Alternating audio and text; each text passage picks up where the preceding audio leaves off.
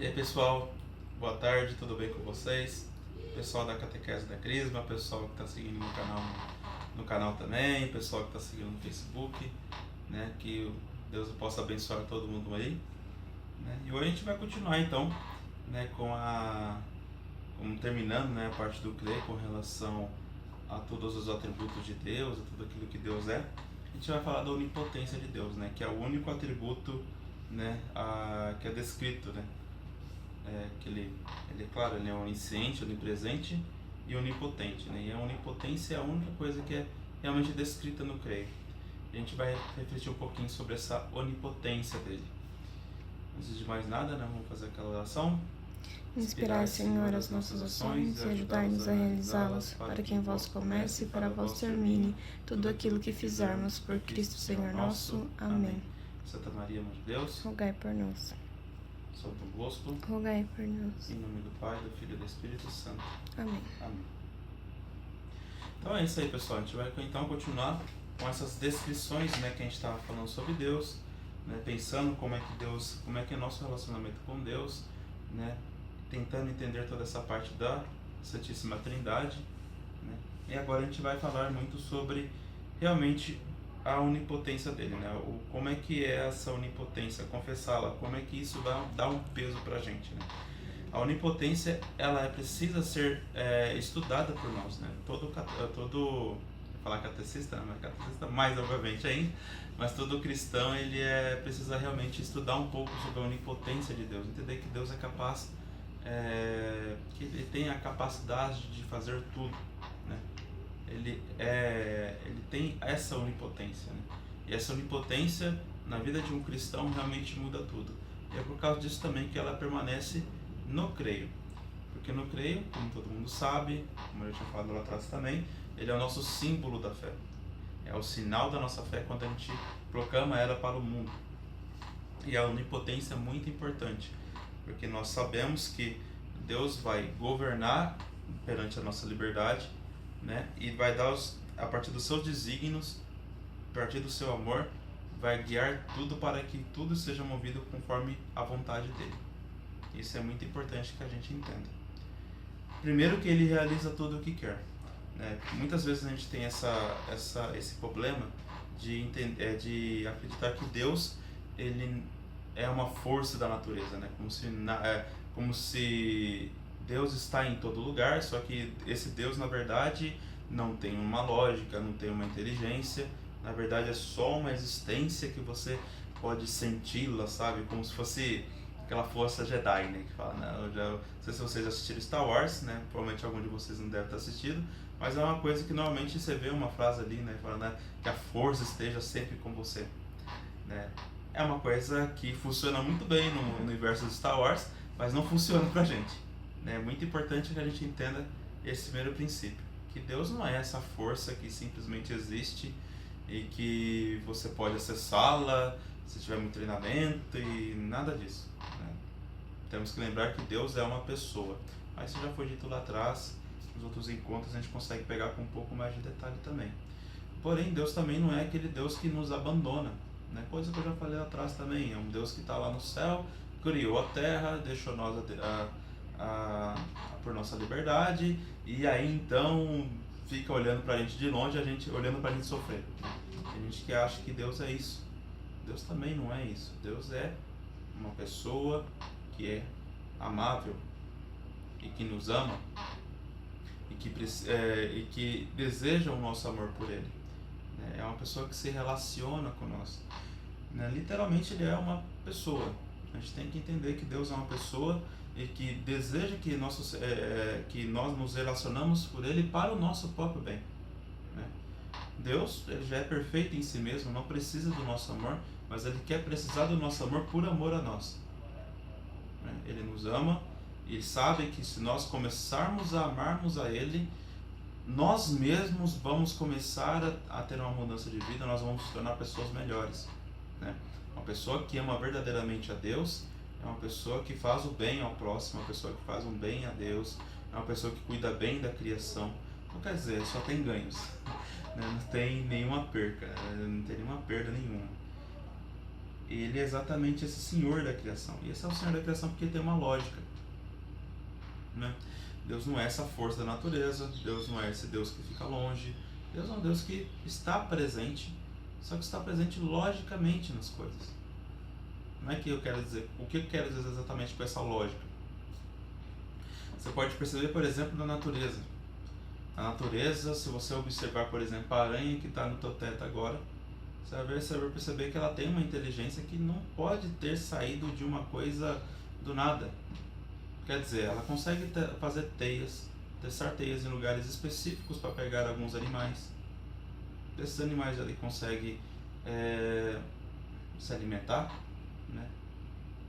E olhando só para uma teia de aranha, só olhando só para uma aranha, você consegue ter várias lógicas ali que você percebe que há uma inteligência por trás. Você consegue perceber que nos animais, por exemplo, né, ultimamente a gente teve uma gata aqui, né, tá pegando uma gata filhote, e essa gata filhote veio chorando, veio lamejando, e sem a gente ensinar nada para ela, né, ela começou a andar, começou a escalar, começou a ativar modos de caça, que você não ficar muito atento, ela morde você, né? Então quer dizer, ela tem já na própria intimidade do ser dela uma inteligência, ou logos que não pode ter saído de outra pessoa e não saiu de nós, né? Não fomos nós que ensinamos a gata a caçar, né? Foi algo que veio dela. Então na natureza também a gente consegue enxergar isso, na natureza vegetal a gente consegue enxergar isso, né? Enxergar que na própria árvore ela tem sua própria fotossíntese, as coisas que acontecem, do jeito que ela faz, você percebe que não há uma lógica, né? Que não há uma coisa dela, né? Não é uma coisa que pode ter saído da árvore por ela mesma. Há uma criação por trás de tudo isso. Se você perceber o movimento do próprio universo, as coisas grandiosas que acontecem no universo, estrelas nascendo, estrelas morrendo, planetas nascendo, planetas morrendo, você percebe que há uma grande lógica nisso, no próprio tempo também, né? O tempo também há uma lógica muito grande que você percebe que não pode ter saído do nada. Tem que haver um Criador. E se esse Criador saiu do acaso, né, vamos dar glória a esse acaso. Graças a Deus existe esse acaso. Então a gente não pode acreditar que realmente há uma coisa, é uma coisa específica, que é uma coisa de não, as coisas só acontecem por acaso. Isso aqui é muito acaso, aquilo lá é muito acaso. Não, existe lógica por trás desse mundo material, esse mundo espiritual que nós vivemos. Então, primeiro isso a gente tem que enxergar isso. Isso desde o Antigo Testamento é muito bem enxergado, né? A onipotência de Deus é sempre proclamada muito bonito, muito fortemente desde o Antigo Testamento. Seja por Davi, seja por Moisés, seja por cada uma dessas pessoas, né? Realmente a gente consegue enxergar a grandeza, né? A grandeza de Deus por meio desses grandes pais que são os nossos profetas no antepassado. Desde lá até então a gente consegue enxergar a força de Deus. Falando com relação à compaixão dele, né? Esse amor dele, a gente consegue enxergar a onipotência de Deus principalmente no amor que ele tem para os seus filhos, né? Então esse amor paternal que ele tem por nós, né? Que se compadece por nós, é ali que a gente consegue enxergar a força de Deus. Deus age conforme nós damos essa liberdade a Ele. Deus deu essa liberdade a nós desde o princípio. Nós tínhamos a liberdade, nós usamos ela mal, nós perdemos as coisas como se fosse um filho mau, não um filho mau, mas um filho que fez uma coisa malvada, uma coisa cruel, né? Desobedecemos o nosso pai, e nosso pai não tirou essa liberdade de nós, porém deu um castigo, né? Mas esse castigo, se a gente passar por ele, nós vamos ganhar uma recompensa ainda maior. Deus, sabendo disso, só de nós sabemos disso, na verdade, já é um ato de a gente saber que Deus é todo poderoso e todo compassivo para nós. E a gente consegue enxergar essa força, esse Deus realmente todo poderoso, estranhamente para algumas pessoas, mas se você conseguir entender um pouco melhor, a gente consegue enxergar na cruz. É lá na cruz que a gente consegue realmente entender a grandeza, né, do nosso Senhor. Porque Deus é um Deus que se fez carne, né? Deus podia ter vindo na glória, é óbvio. Ele virá na glória. Mas no primeiro momento ele escolheu a humildade. Ele escolheu vir pequeno. E olha só, isso é uma grandeza incrível. Ele se fez humilde. Uma pessoa que é infinita se fez ali uma criança chorando. Imagina Deus chorando. Aconteceu. E esse Deus que chorou, esse Deus que cresceu, esse Deus que se amadureceu, que aprendeu coisas de Maria, aprendeu coisas de José, foi e morreu na cruz. Imagine que Deus morreu por você.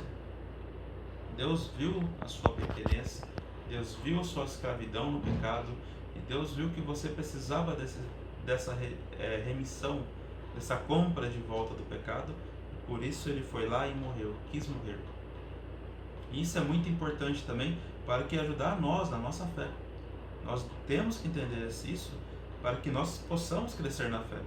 Se nós queremos ser pessoas melhores, se nós queremos ter uma conversa melhor com Deus, a gente tem que entender esse primeiro ponto, que realmente Deus morreu por nós, e essa atitude dele, a atitude da ressurreição, mostra a sua grandeza, mostra realmente que ele nos ama de uma maneira indescritível e que ele é realmente todo poderoso.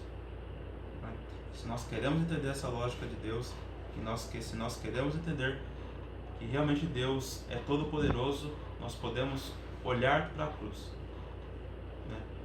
aonde todas as pessoas enxergam a fraqueza de Deus. Se você vai lá e pedir para uma pessoa que não é católica, que não é cristã, peça para ele olhar para a cruz, ele vai olhar para a cruz e vai falar: olha, essa cruz realmente é um assassinato, é uma coisa cruel que aconteceu com uma pessoa, e a pessoa não consegue enxergar a redenção. Quando você começa a chegar à redenção na cruz, você consegue entender toda essa onipotência de Deus. Isso é muito importante. E um terceiro ponto que eu queria colocar aqui para vocês, o último já, a aparente impotência de Deus. Porque no mundo de hoje, é claro, como sempre existiu, há muitas pessoas más.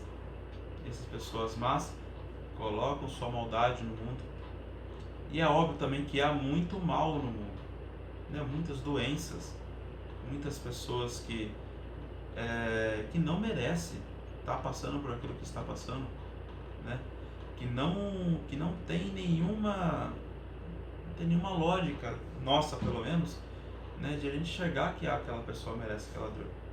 Seja uma criança com câncer, seja um pai de família que não consegue alimentar os seus filhos, seja as pessoas na África passando fome, seja as pessoas que estão sendo perseguidas nas guerras, seja as pessoas justamente perseguidas. Cada uma delas a gente consegue enxergar que há um mal no mundo. Mas esse mal no mundo não pode nos assustar e nem diminuir a nossa crença em Deus. Muito pelo contrário, a gente tem que aumentar a nossa crença em Deus.